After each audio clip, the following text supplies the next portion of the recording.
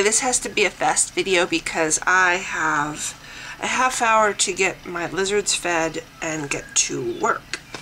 So I'm just going to run through this real fast. I made a list of 10 reasons why I can't believe in Christianity, and I think Christianity is not true, is not a correct religion. It's not the truth. So here are my 10 reasons, and these are just off the top of my head. Not in any particular order, just as I was thinking.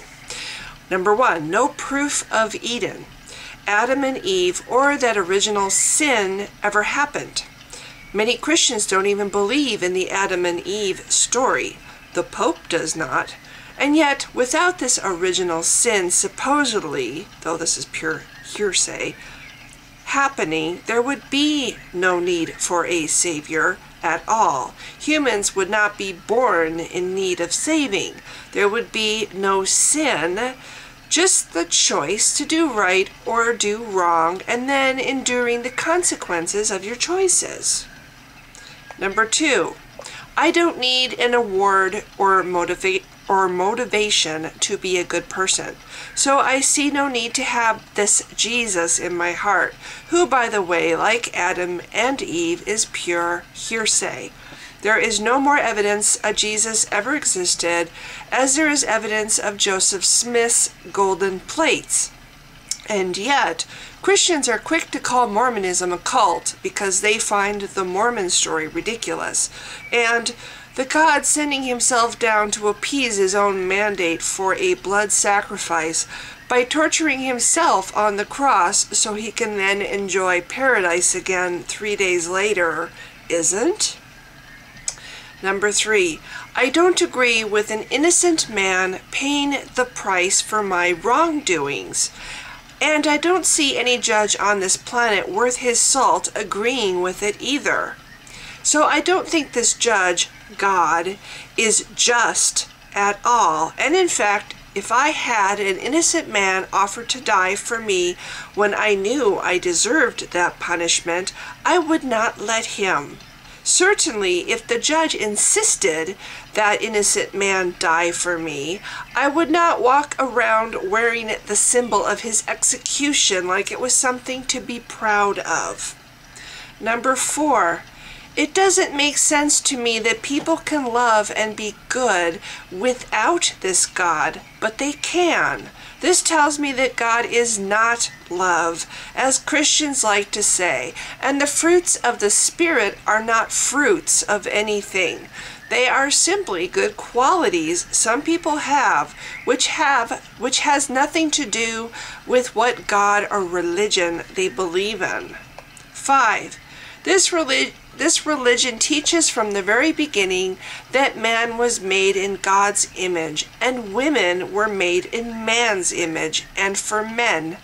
That right there shows me this is a man-made religion put together for the benefit of men and the desire primitive Middle Eastern men had/have to dominate women. 6.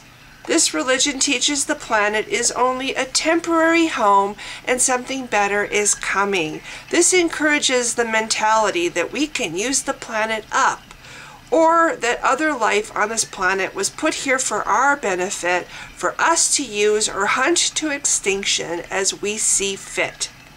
The speciesism that exists because of this religion is apparent whenever you hear someone say, "Oh, it's just an animal," when human beings themselves are also animals. I believe all life has a right to succeed and flourish on this planet, not just humans. I directly blame religions like Christianity for the environmental crisis our planet is currently in, and the fact most wild species on this planet are under threat now of extinction. 7. The warped way this religion makes people see the world. Everything is black and white. If you don't believe as we believe, you are bad and evil. And if you dare to mock our God, for which there is no evidence, you truly deserve to be tortured forever.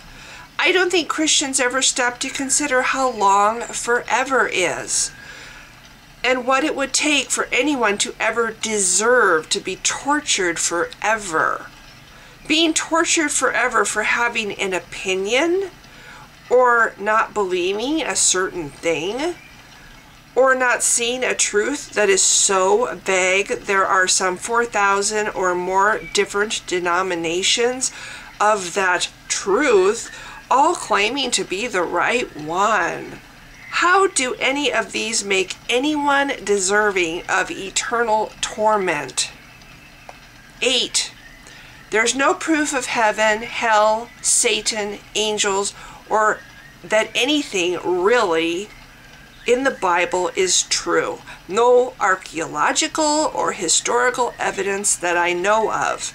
Also, I find it interesting that Christians look at the book of Leviticus only when it suits their purpose, i.e., justification to hate gays, but not when their children are unruly.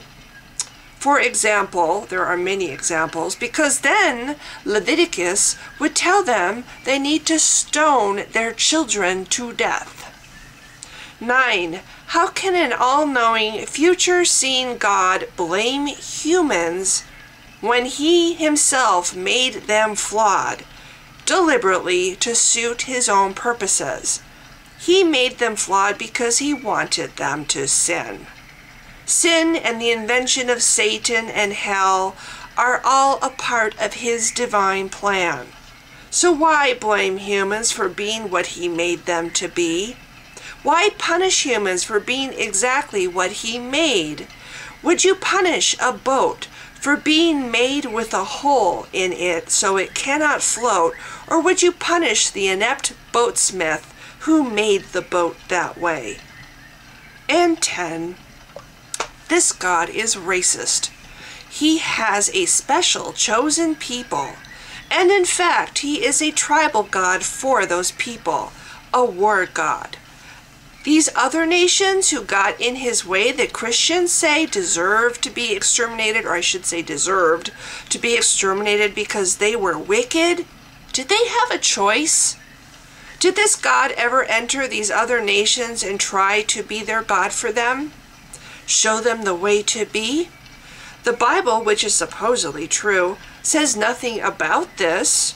These people were only wicked because they did not know this God or his laws and were ignorant.